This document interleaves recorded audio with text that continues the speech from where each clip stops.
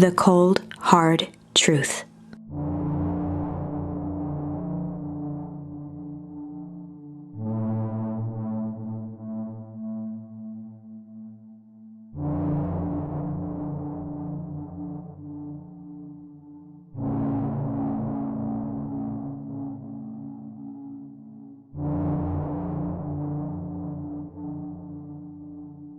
Beck leapt up, allowing the suction to yank her into the dark.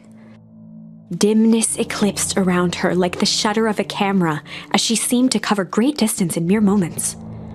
Her only points of reference were glints of upcoming turns, which approached with frightening speed, only to carom her gracefully along. She heard the tinny, distant echoes of Rollo's glee. Once she stopped fighting against it, the ride was impossibly smooth. Then, all of a sudden, as if minutes had passed in an instant, light blazed into view. A burst of wintry air snuffed across her face, and she was flung out into the cold.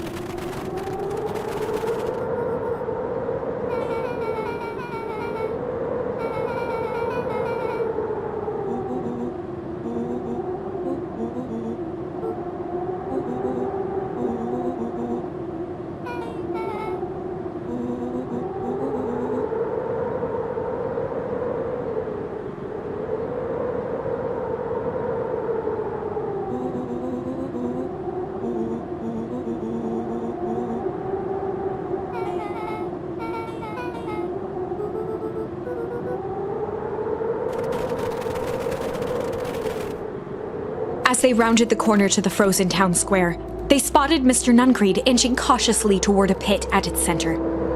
He held his arms out gingerly, as if approaching a beast in the wild. Upon closing the distance, Luka recognized what Nuncreed was after.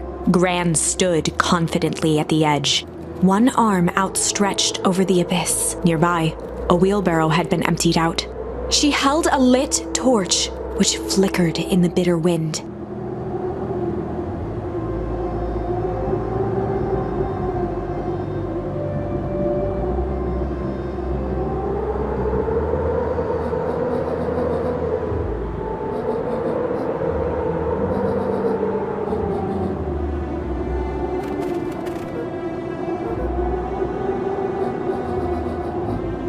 Mr. Nuncreed turned back toward the kids, desperation in his eyes. Rollo and Beck held steadfast in awe. Luka approached closer. Mr. Nuncreed spun back toward Gran, his voice growing louder.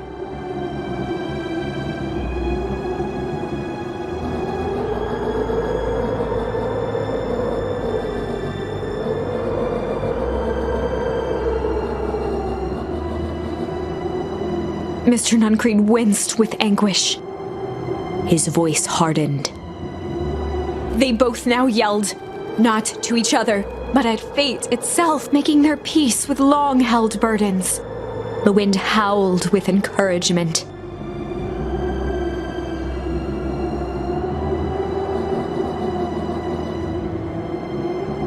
They menaced at each other, both catching their breath. The moment balanced on a knife's edge.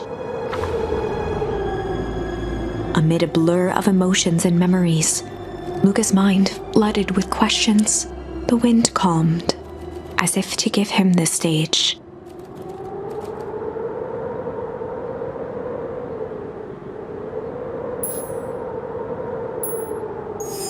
and in the stillness, he began to hum. After the death of his father, Luka had trouble sleeping. Each night, his mother would sit at the foot of his bed and hum a gentle melody. It was the only thing that could calm his mind, the only thing that, however briefly, could make it all seem okay. That melody pervaded every memory Luka had of his mother.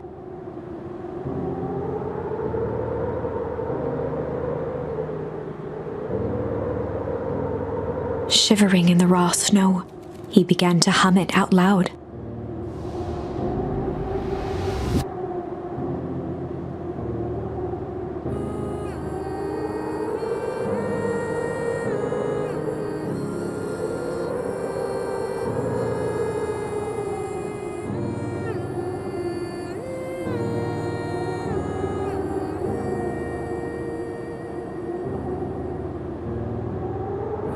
Gran lowered the torch, listening closely. As recognition slowly set in, her heart sank. Those countless nights of consolation, the incomparable loss they shared together. She let the torch fall to the snow and sizzle out. A few steps toward Luka was all she could bear before dropping to the snow herself. Through a flood of tears, she began to hum along, note for note.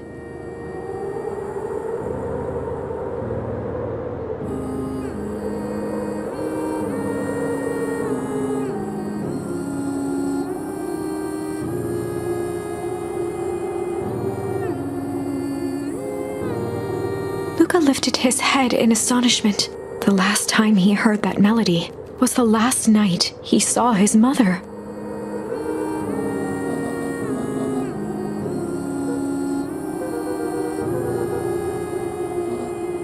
Luka blinked through blurry, watery eyes, trying to see more clearly. He could just make out the impression of a familiar face. He peered across the snowscape at the woman on her knees. Something about her was undeniably his mother.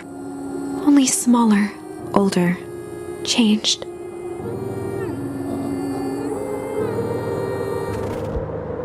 Luka sprinted as fast as he could toward his mother. They held each other close, and the cold retreated from their bodies.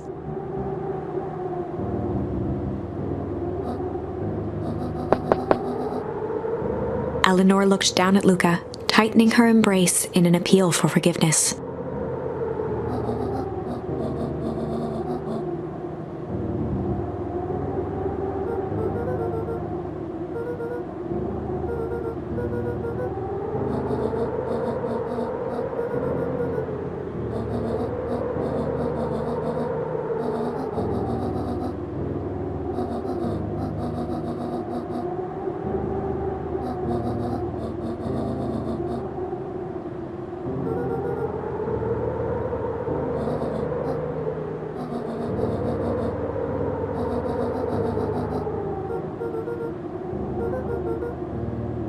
Joseph slumped into the cold, wet snow.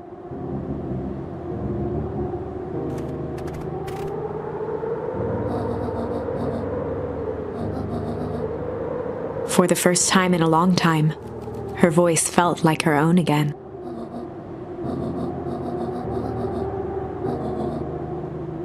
Luka gazed down at Nuncreed with pity. He looked small. Joseph stared into the snow, as if searching it for answers.